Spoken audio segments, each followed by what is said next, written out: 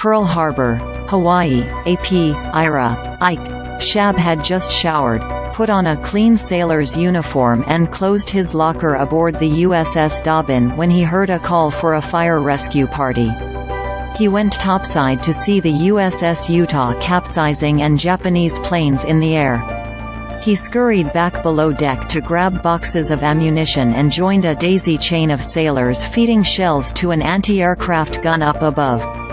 He remembers being only 140 pounds, 63.50 kilograms, as a 21-year-old, but somehow finding the strength to lift boxes weighing almost twice that. We were pretty startled.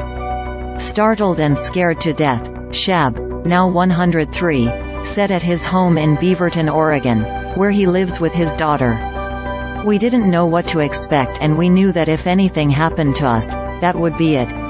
82 years later, Schab plans to return to Pearl Harbor Thursday on the anniversary of the attack to remember the more than 2,300 servicemen killed.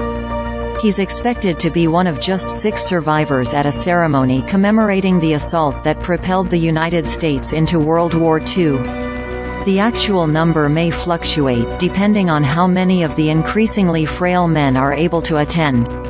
The aging pool of Pearl Harbor survivors has been rapidly shrinking. There is now just one crew member of the USS Arizona still living, 102-year-old Lou Conter of California. 2 years ago, survivors who attended the 80th anniversary remembrance ceremony ranged in age from 97 to 103. They'll be even older this time. David Kilton, the National Park Service's Interpretation, Education and Visitor Services lead for Pearl Harbor, noted that for many years survivors frequently volunteered to share their experiences with visitors to the historic site. That's not possible anymore. We could be the best storytellers in the world, and we can't really hold a candle to those that lived it sharing their stories firsthand, Kilton said.